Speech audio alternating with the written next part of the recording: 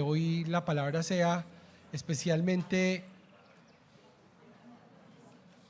penetrante en nuestros corazones. Señor, gracias te damos por la oportunidad de escuchar tu palabra. Gracias por tu bendita palabra, Señor. Oh, cuánto amamos tu palabra y queremos oírla, Señor, hoy. Queremos que penetre, Señor, esa palabra en nuestro corazón y que produzca lo que tú quieres que produzca, Señor. Gracias por Gregorio, por su preparación, por su dedicación.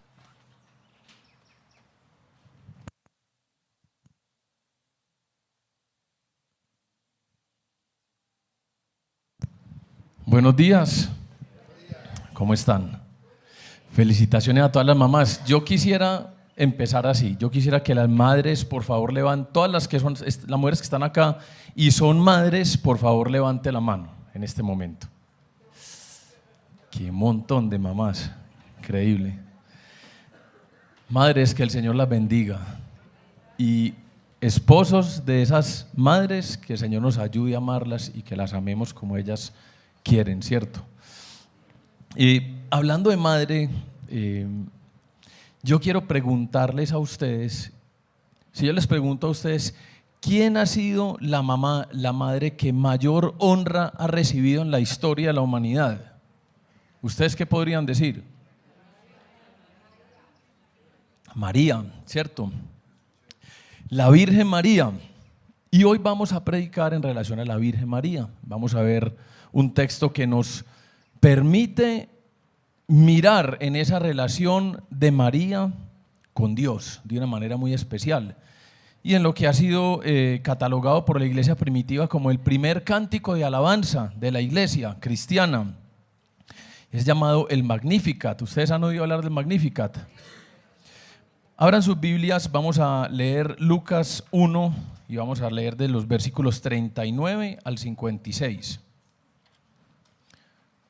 Lucas 1, versículos 39 al 56. Antes de que leamos, quiero ponerlos un poquito en contexto, como para que nos ubiquemos. Es el primer capítulo del Evangelio de Lucas.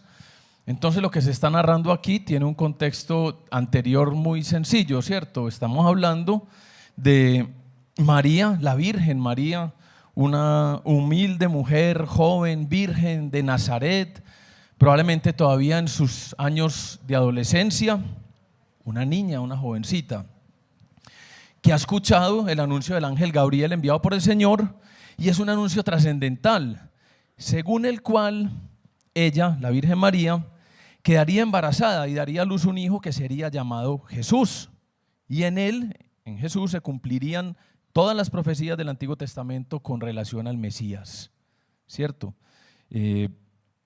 Por eso en Lucas 1, 31 al 33 dice: Dios el Señor le dará el trono de su padre David y reinará sobre el pueblo de Jacob para siempre, su reinado no tendrá fin.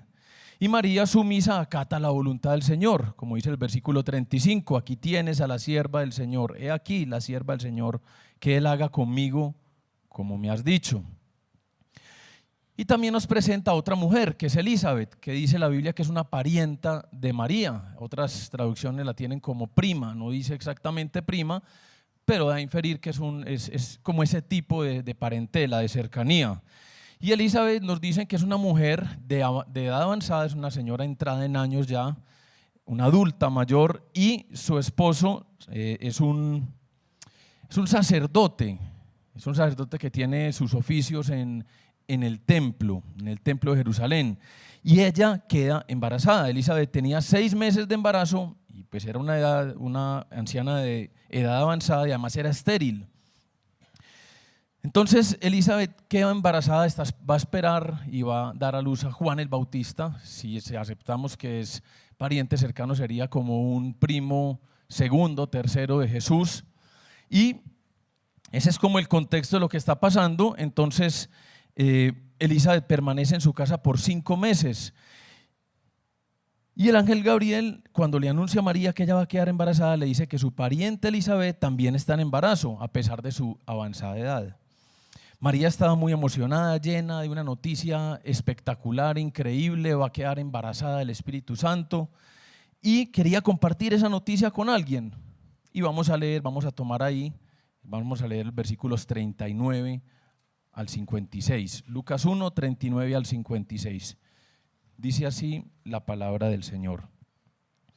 En aquellos días, levantándose María, fue deprisa a la montaña, a una ciudad de Judá, y entró en casa de Zacarías y saludó a Elisabet.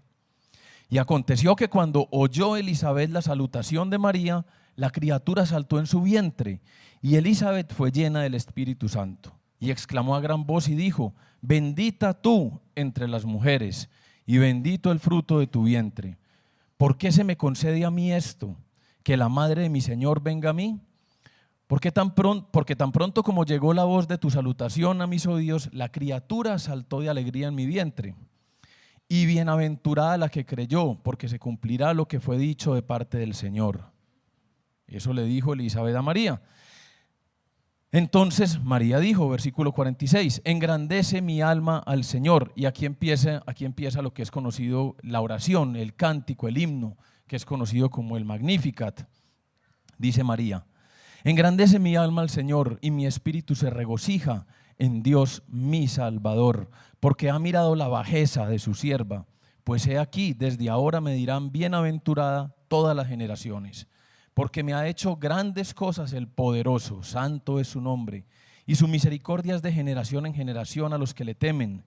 Hizo proezas con su brazo, esparció a los soberbios en el pensamiento de sus corazones. Quitó de los tronos a los poderosos y exaltó a los humildes.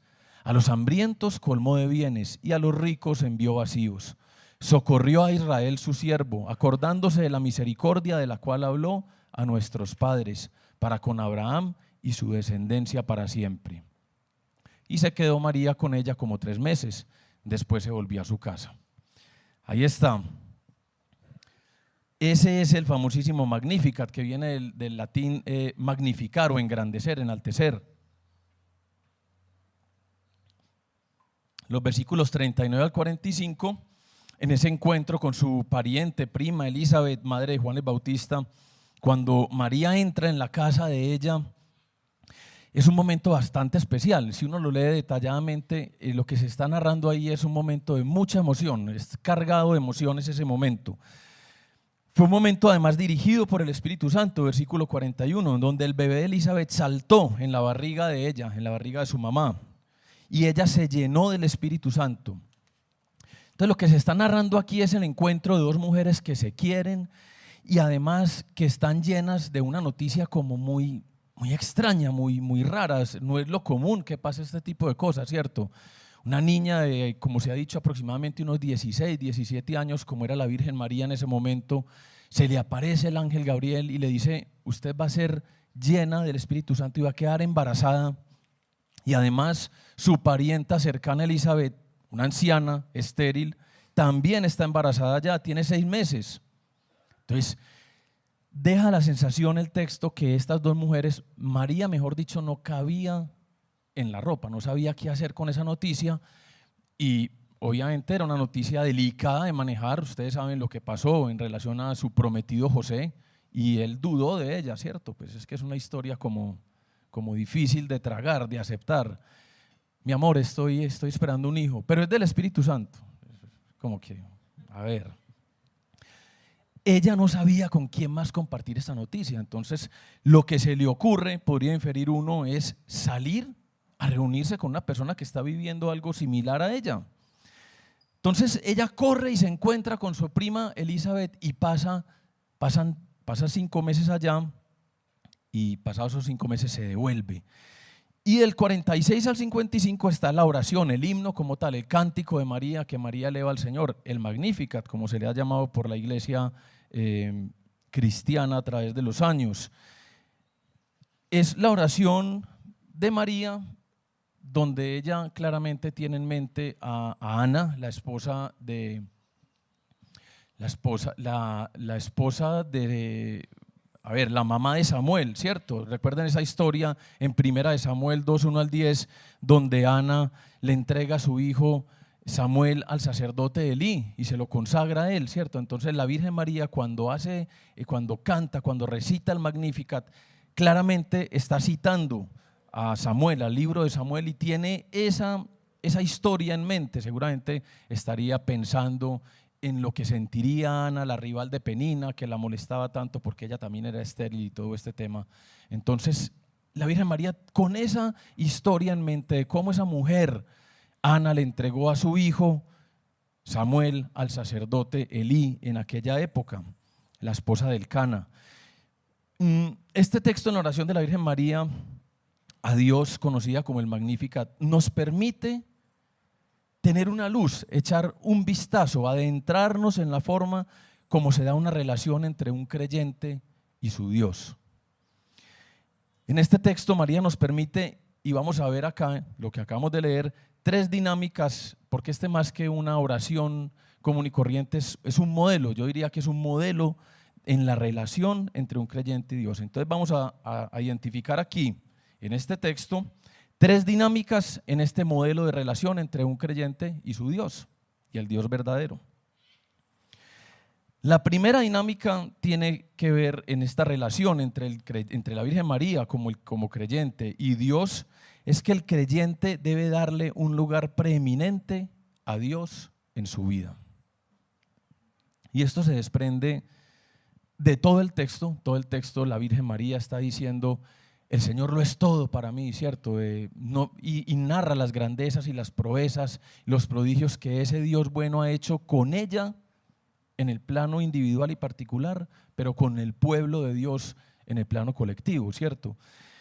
Esa preeminencia que ella le da a Dios en su vida está específicamente encontrada en los versículos 46 y 47.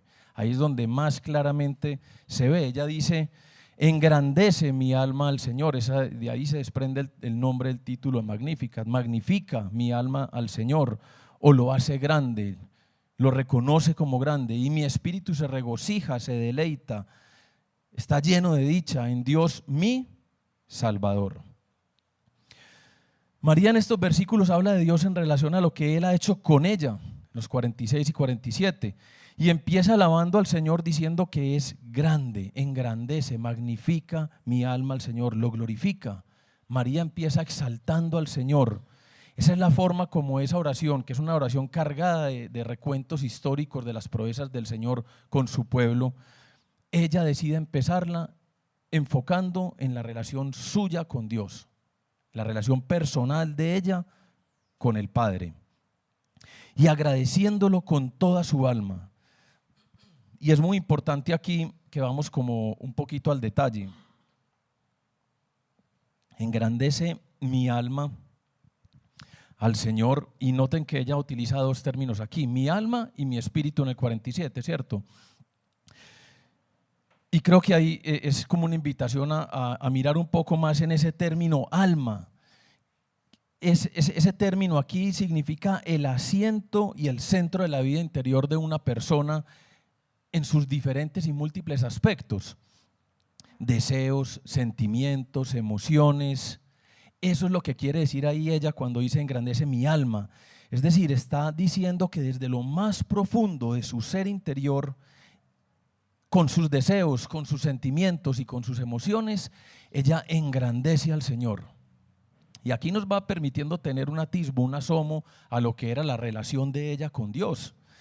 Y acto seguido en el versículo 47 se regocija o se llena de gozo o se deleita en su espíritu. Y espíritu aquí es un término que significa, es como la parte representativa de la vida interior, que también involucra los sentimientos, pero también involucra la voluntad, ¿cierto? Entonces ahí hay 2 datos bien importantes. En otras palabras, María alaba a Dios, lo exalta con toda su intención, con todas sus emociones, con todos sus deseos, con toda su voluntad.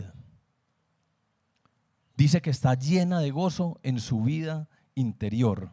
Sí se pueden llevar una idea, un sabor de lo que está María diciendo acá en relación a ella y Dios.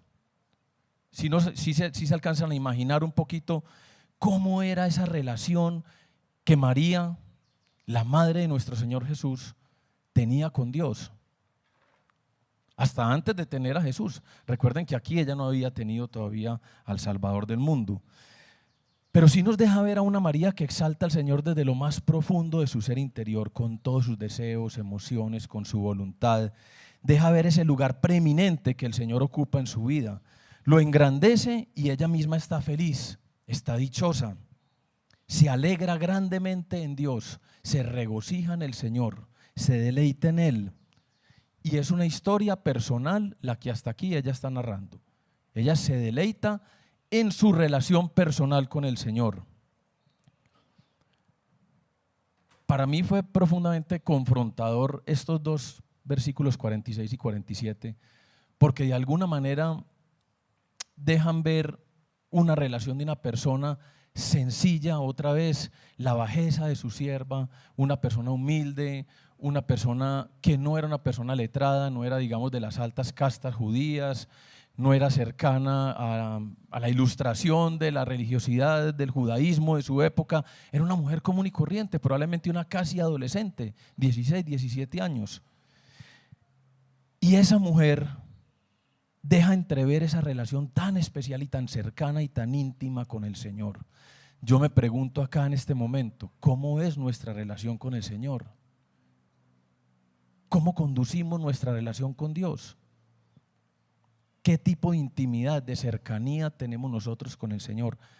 Podemos decir, como dijo la Virgen María, engrandece, hace grande mi alma al Señor.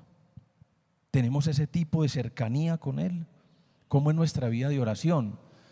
Lo que sí sabemos es que María no dice eso porque pasó por un seminario o por unos cursos de educación cristiana. Seguramente sí se había expuesto en las sinagogas y en el templo a la palabra del Señor, pero era una mujer común y corriente. Lo que deja ver esta mujer sencilla y humilde es un corazón inclinado por el Señor, inclinado seguramente en oración.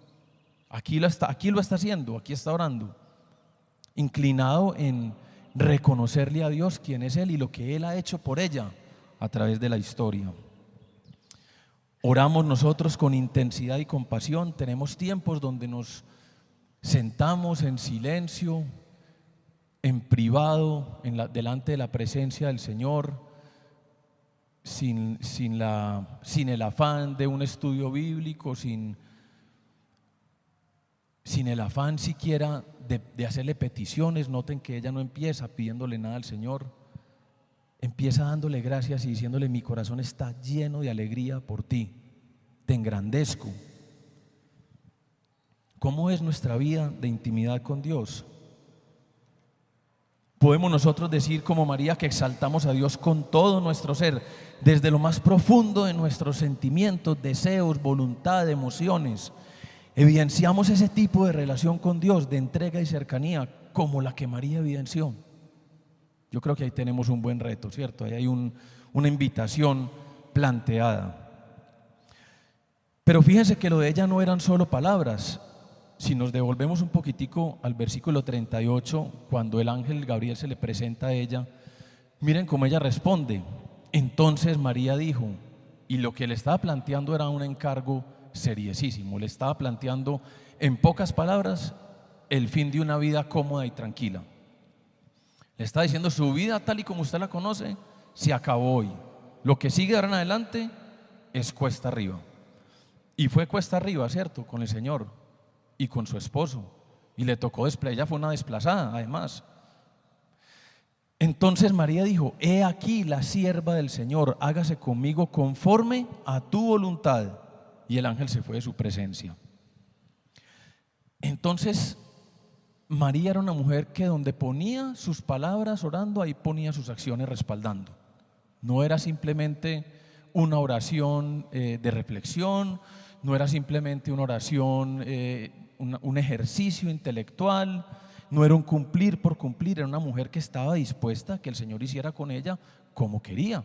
Y lo que el Señor le estaba planteando ahí era un reto bastante fuerte.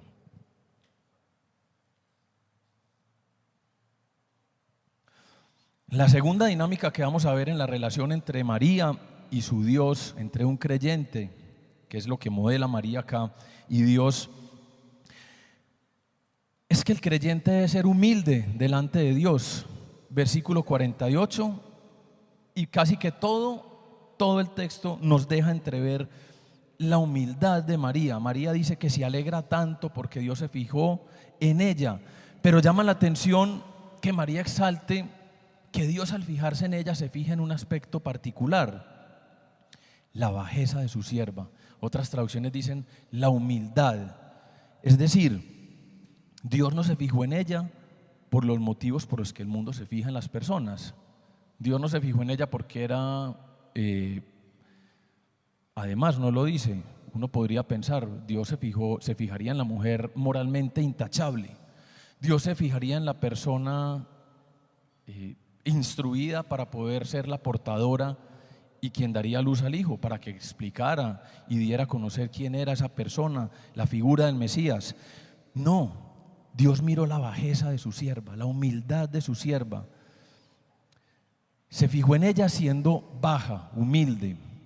Ese término bajeza ahí representa una condición de humildad de espíritu. No es, hay otro término, hay muchas personas que dicen, no, se refiere a la pobreza. No se refiere a la pobreza. Hay otro término que maneja ahí el griego para referirse a pobreza, y no es este.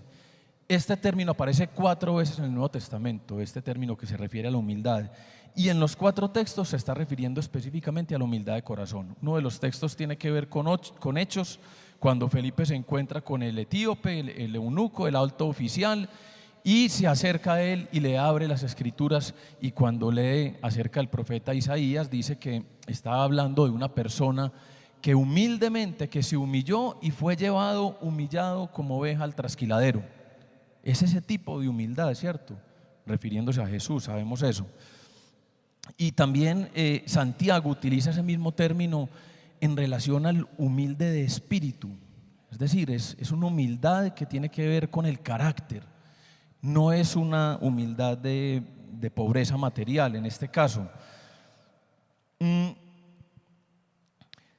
Esa era la actitud de la Virgen María. Era una mujer humilde, humilde de espíritu, humilde de corazón, sencilla. Se sabía poca delante del Señor y era una mujer humilde en su vida.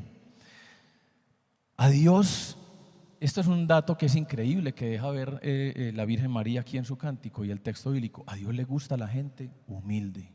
A Dios le gusta la humildad. A Dios le gusta la gente que se sabe poca cosa delante de Él y que no es arrogante. Si pensamos en humildad, ¿qué es lo opuesto a humildad? ¿Qué podríamos decir lo que son llamados los antónimos? ¿Cuáles son los antónimos de humildad? Arrogancia, altivez. ¿Qué más? Orgullo, soberbia, ¿cierto? Prepotencia, vanidad, petulancia, presunción, arrogancia. Eso y lo traigo aquí es porque eso nos ayuda como a abrir un espectro, como para que nos llevemos una idea, un sabor de lo que era ella y de lo que Dios no quiere que seamos. Porque ella era una persona que no era presunciosa, que no era arrogante, que no era orgullosa, que no era petulante, que no era altiva, sino que era una persona humilde, sencilla, baja. Y nos suelta ese dato acá el texto de que a Dios le gusta la gente humilde de corazón. La gente humilde de corazón. La gente que se humilla delante de Él, como lo hizo ella. Y eso tal vez lo hemos oído muchas veces, pero seamos honestos, en el mundo eso no se vive. El mundo no exalta la humildad. De hecho, previene a las personas de la humildad. Yo les conté que hace poquito una persona cercana me dijo que y creo que puse el ejemplo hace poco tiempo acá, estuvimos visitando a Jaime Álvarez y una persona cercana me dijo, ojo, pero es que usted es pastor, usted no es visitador de enfermos. ¿Cierto? Eso es como una manera de decirle a uno, manténgase en su posición, no se abaje. ¿Por qué? Porque esa es una noción que nos rechina a nosotros en el mundo. La humildad es antimundo, va en contravía de los principios y valores del mundo. Y aunque nosotros intelectualmente lo podemos aceptar, que a Dios le gusta la gente humilde, muchas veces es difícil de digerir y de poner en práctica. La humildad es costosa. Además es, por utilizar un término muy propio, muy castizo, es dar papaya. La persona humilde está dando tiro todo el tiempo. para que pasen por encima de él o de ella, para hacerse sujeto de manipulación de otras personas, para hacerse vulnerable ante las circunstancias de los acontecimientos, para hacerse dependiente de Dios. Y eso es lo que Dios quiere, que seamos dependientes de Él. Al mundo le gusta la gente descrestante y aún arrogante, y a Dios le gusta la bajeza, la humildad. Y luego sostiene sin falsas humildades María, porque ya deja ver que es una persona sencilla, pero después sostiene algo que es una realidad: me llamarán bienaventurada todas las generaciones. No porque ella fuera la gran cosa, ella se acabó de describir como una persona baja, humilde, como poca cosa, pero ella sabía que lo que estaba por vivir habría de llevar a las personas a llamarla bienaventurada por todas las generaciones, dichosa, bendita, ¿cierto? Versículo 48. Y otro dato que podemos ver aquí es que nosotros estamos muy acostumbrados a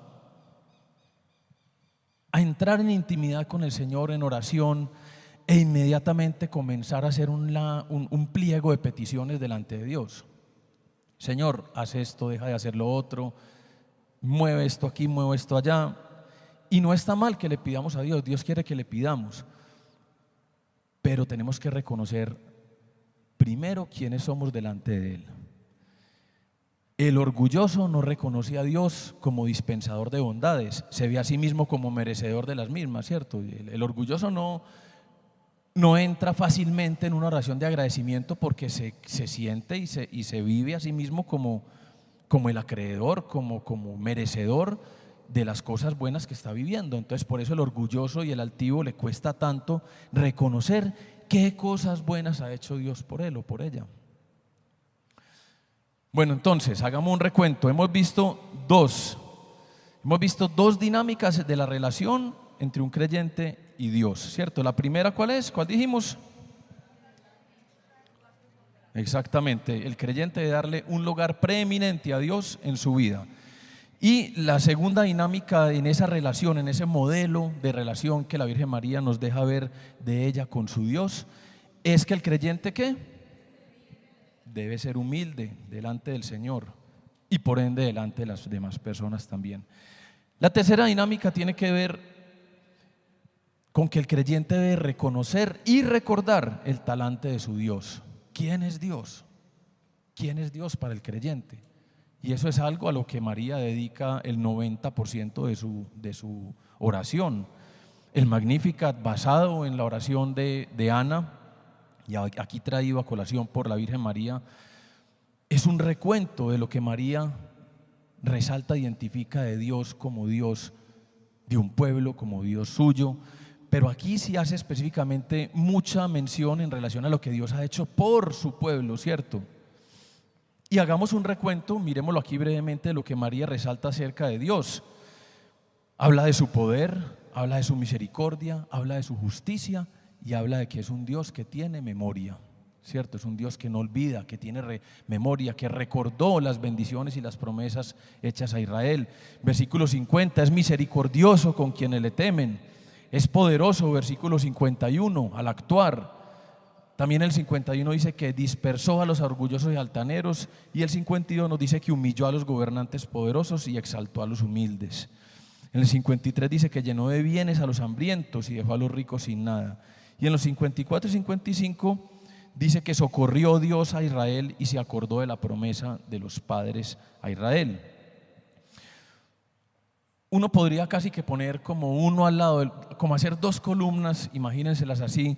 En un lado, los soberbios, orgullosos, altaneros, los poderosos, los reyes, humilló, los quitó y los hambrientos. De unos dice que los esparció, los humilló, los quitó de sus tronos, los envió vacíos. Y de los otros dice que los puso en lugares altos, los exaltó, los llenó de cosas buenas.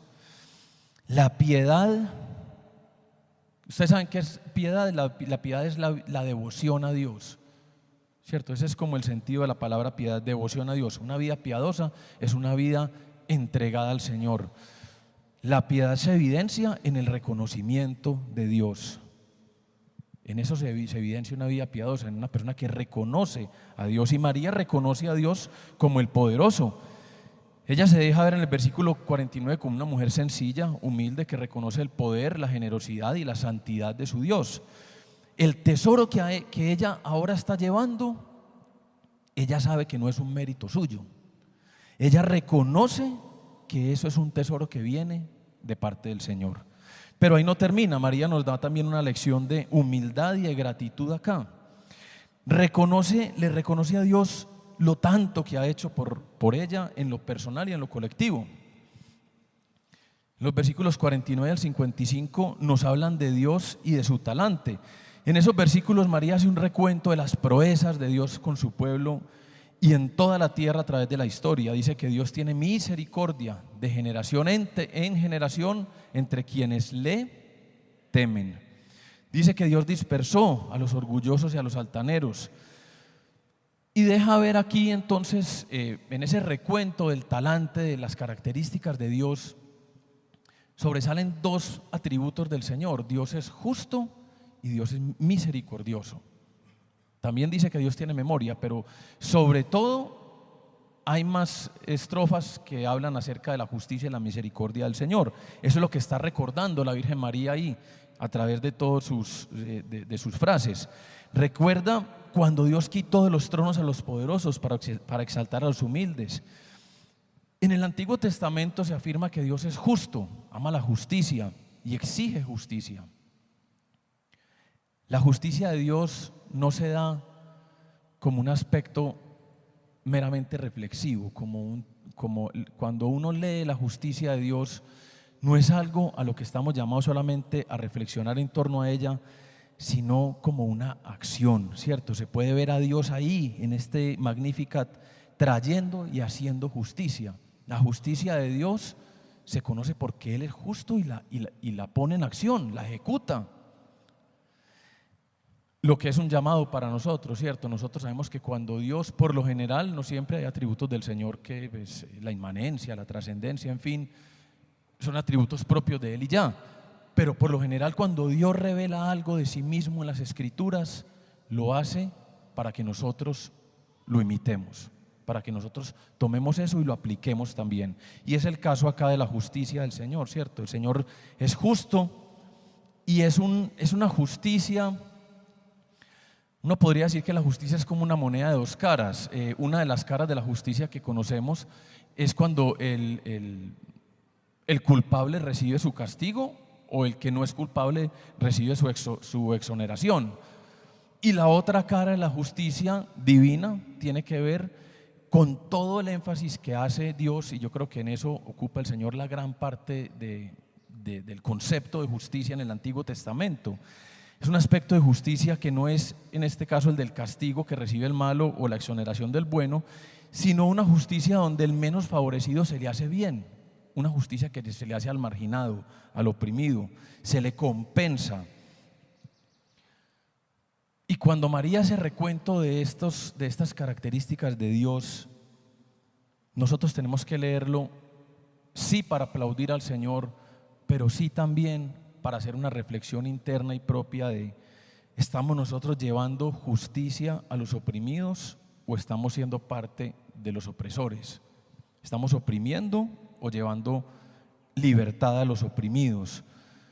¿Cómo nos comportamos nosotros con personas que están por debajo de nosotros, como jefes, como empleadores? Porque de qué otra manera podríamos aplicar esto. Esa es la invitación del texto, a mirar nosotros cómo llevamos además libertad en la opresión, en la injusticia, a esos espacios donde nosotros nos movemos, que identificamos que hay opresión y que hay injusticia, en nuestros trabajos, en nuestras familias, en nuestras casas, con nuestras madres, con nuestras esposas. ¿Cómo nosotros llevarle libertad al cautivo? ¿Cómo nosotros podemos llevarle misericordia y hacerle justicia a aquellas personas que están pasando por momentos y por situaciones de opresión, de dificultad? Y el otro componente importante del talante de Dios que deja entrever aquí María y lo dice de manera directa es que Dios es misericordioso. Versículos 50 y 54. Exalta la misericordia de Dios. Y otra vez, Dios se revela para demandarnos lo revelado. Dios se deleita en exaltar a los humildes, los pobres, los débiles, los desechados, los oprimidos, los marginados, los representados por la famosa tríada del Antiguo Testamento, ¿cierto? Huérfanos, viudas y extranjeros, que además por lo general eran los tres pobres, materialmente pobres. Y esa es una segunda causa que ella trae a colación acá para alabar a Dios. Alaba a Dios porque es justo, le ha hecho justicia a estas personas, y alaba a Dios porque ha sido misericordioso con este tipo de gente. Y la pregunta que yo me hacía es: ¿qué tanta misericordia? Y quiero transferirles a ustedes para que ustedes se la hagan internamente y se la traten de responder. ¿Qué tan misericordiosos somos nosotros? En el ámbito social también, pero en el ámbito más cercano y más particular, en lo familiar, por ejemplo, o con las personas que nos rodean. Misericordia es cuando uno, pudiendo aplastar a alguien y hacer justicia, porque usted tiene la razón lo asiste a usted, está de su lado, usted podría ponerle el pie en la cabeza y haría bien, pudiendo hacer eso, no lo hace. No lo hace. No lo hace, y creo que nosotros como cristianos pues no lo haríamos porque el Señor no lo ha hecho con nosotros, ¿cierto? Entonces es una manera también de compartir lo que nosotros hemos recibido, esa gracia del Señor, ese favor no merecido. Y aquí tenemos que hacer un ejercicio que es un poco incómodo y nos cuesta mucho hacer. Muchas veces, preparando este texto, pensaba en esto. Muchas veces nosotros, en aras de defender posturas eclesiásticas, nos hemos pasado, me parece a mí, al bando de los opresores, de los que endurecen su corazón con algún tipo de personas. Y tengo en mente específicamente a la comunidad LGTBI. Y ojo, no estoy haciendo una apología al pecado sexual, porque todos estamos de acuerdo en que el homosexualismo es un pecado, tal y como lo describe la Biblia, y que nosotros tenemos que propender por la defensa de la familia bíblica, ¿cierto? Hombre, mujer e hijos.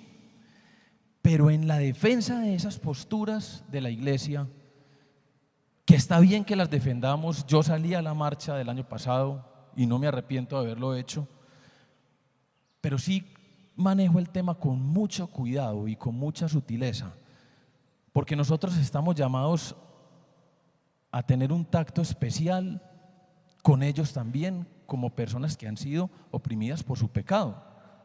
Por su pecado, sí, porque son pecadores, pero están recibiendo una carga especial, dura. Y yo me pregunto, nosotros como comunidad, sí, tenemos que defender la postura bíblica y estamos haciéndolo bien, me parece a mí, y lo hemos hecho y lo seguiremos haciendo.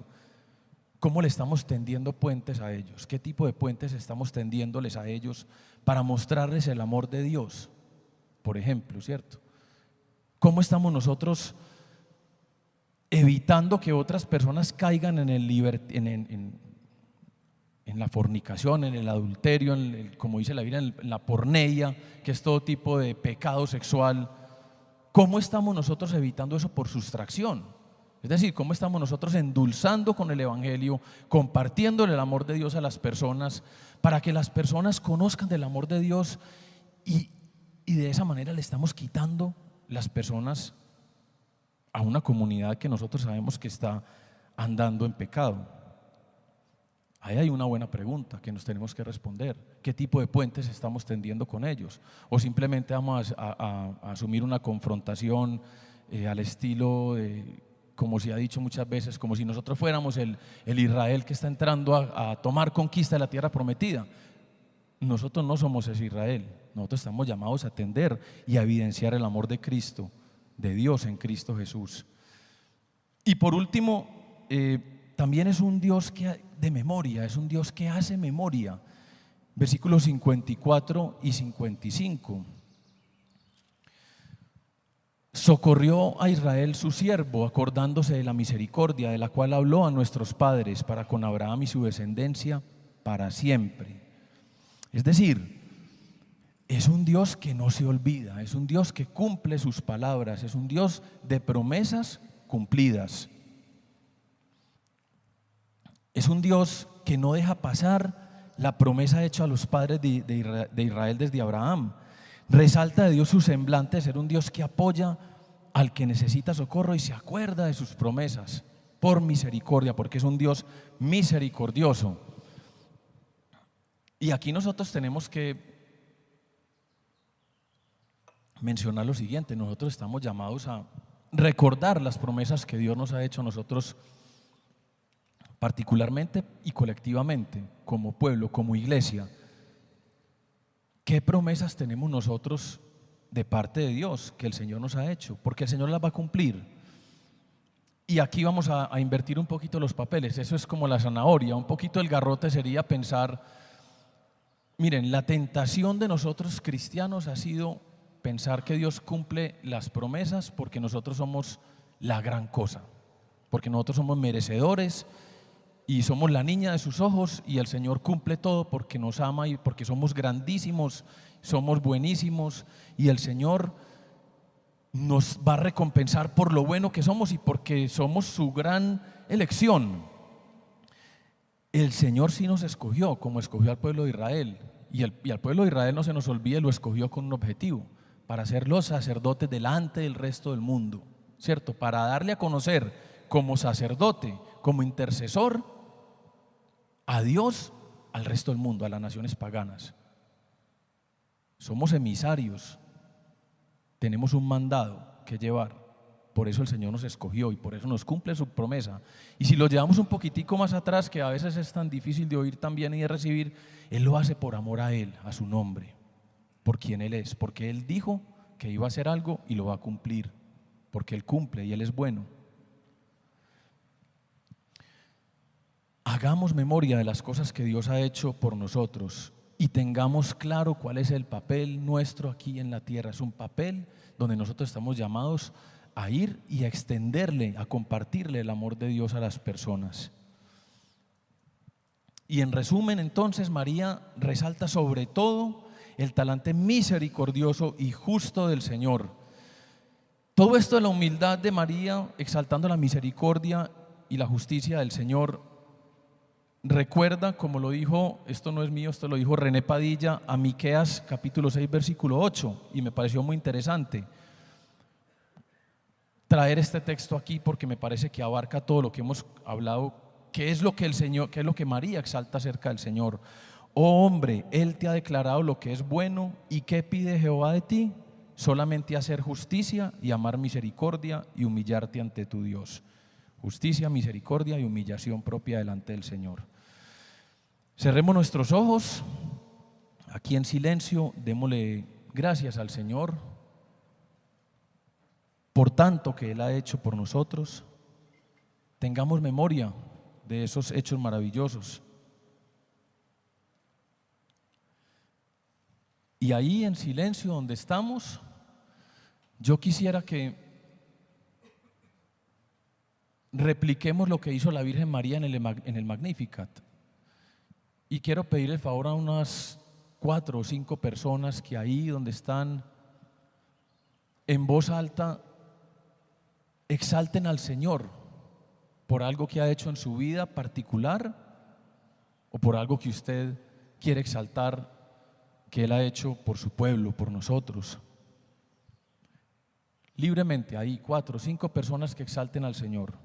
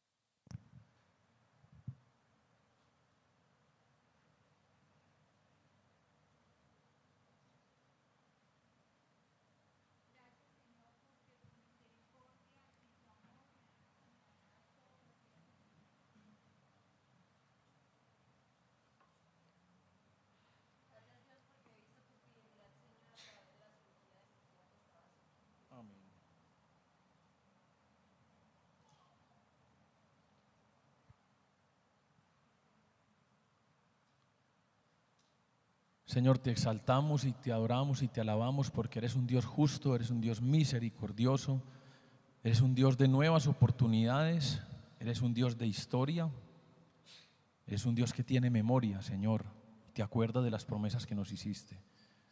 Y porque te acuerdas de las promesas y porque nuestra vida y nuestro destino final no depende de nosotros, sino del pacto que tú sellaste con tu sangre en la cruz, es que nosotros hoy tenemos una esperanza que nunca se apagará, Señor.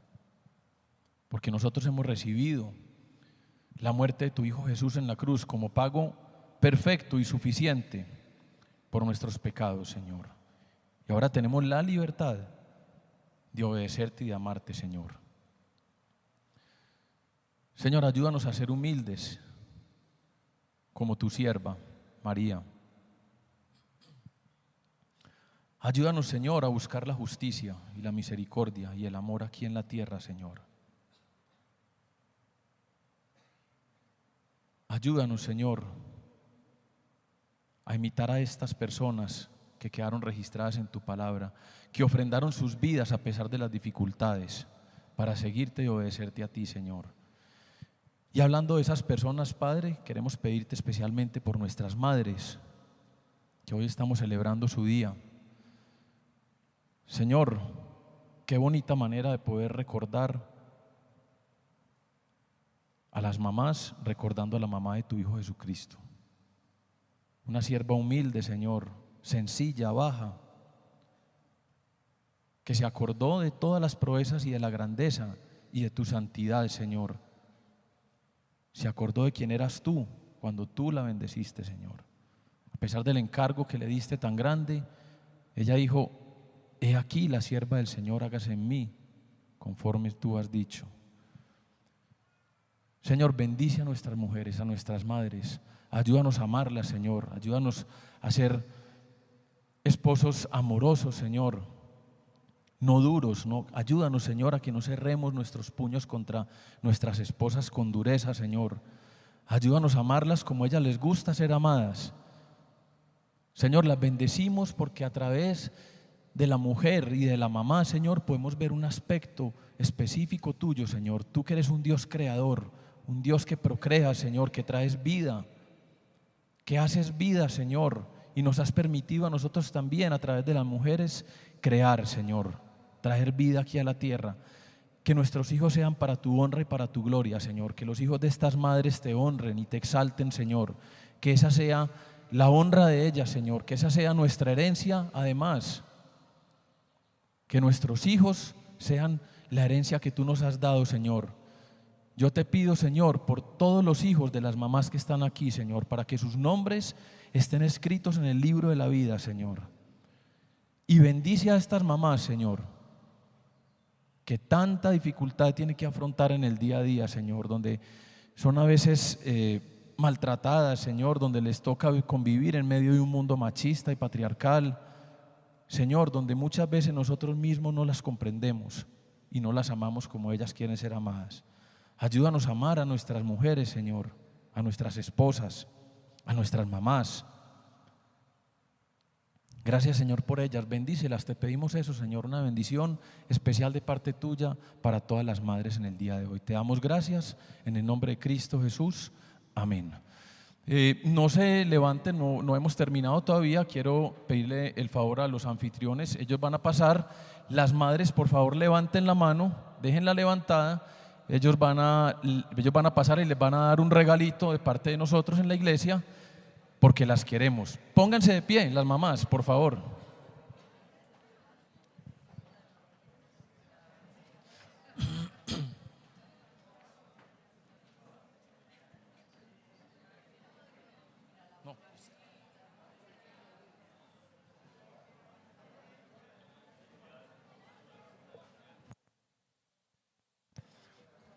Los anfitriones les están dando un regalito a las mamás.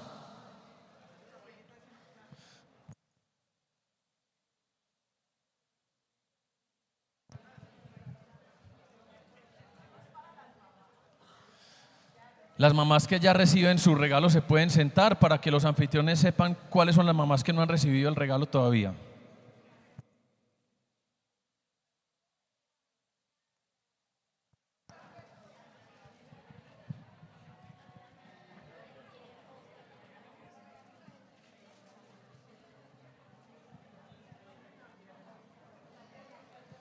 Entonces las mamás que vayan recibiendo sus regalos se sientan, los anfitriones van repartiéndole a las mamás que todavía no han recibido los regalos.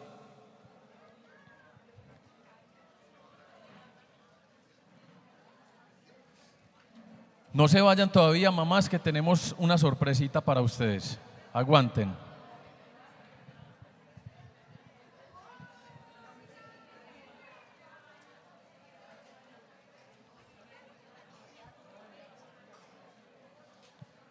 ¿Listas todas las mamás con su regalo? Entonces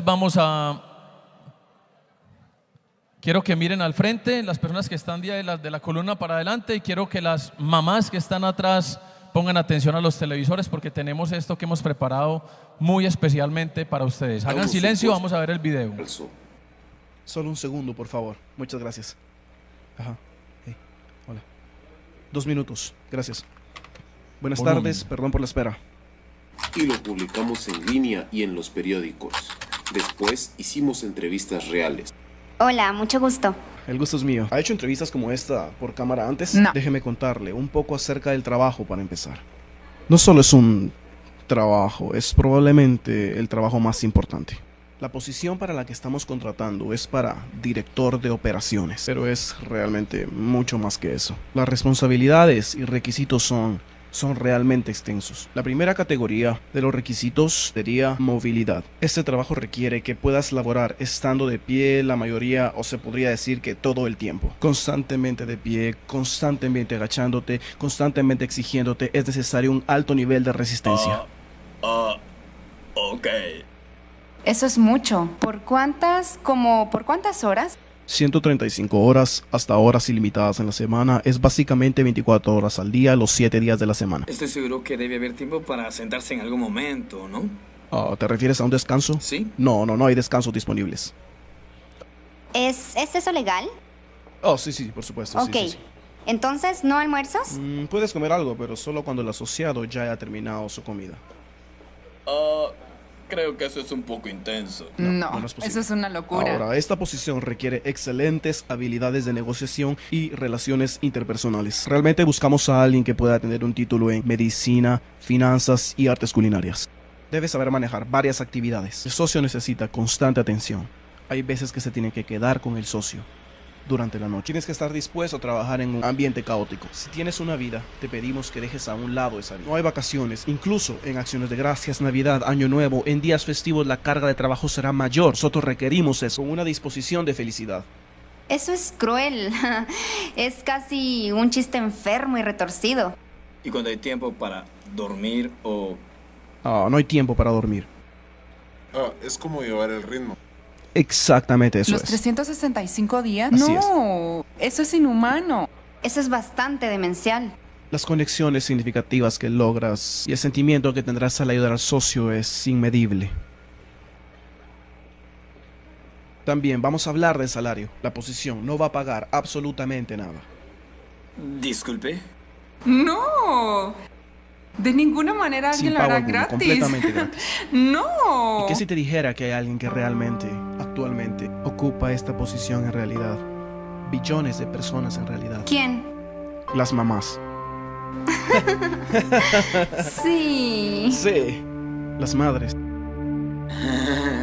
Es asombroso. Director de operaciones, mejor conocidas como madres. Oh. Y llenan cada requisito, ¿no es cierto? Oh, wow. Oh, Dios mío. Las mamás son lo mejor. Sí, no hay pago. Está 24 horas siempre ahí. Estoy pensando en mi mamá ahora. Sí, ¿y qué piensas de ella? Todo el cuidado que ha tenido conmigo. Muchas gracias por todo lo que haces. Sé que no demuestro que aprecio todo eso, pero definitivamente lo hago. Así que mami, quiero decirte gracias por todo lo que has hecho. Te quiero mucho. Has estado ahí cuando lo bueno y lo malo. Mi mamá es asombrosa, es muy asombrosa. Este Día de las Madres, quizás quisieras hacerle una carta a ella.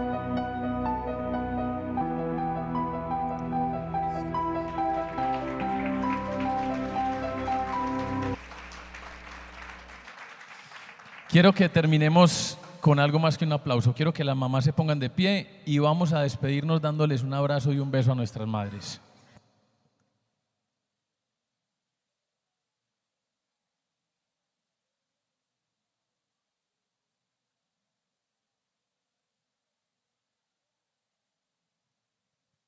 Y como iglesia nos despedimos recordando que el Señor vuelve por segunda vez y decimos Maranata. Que pasen un buen día junto con sus madres.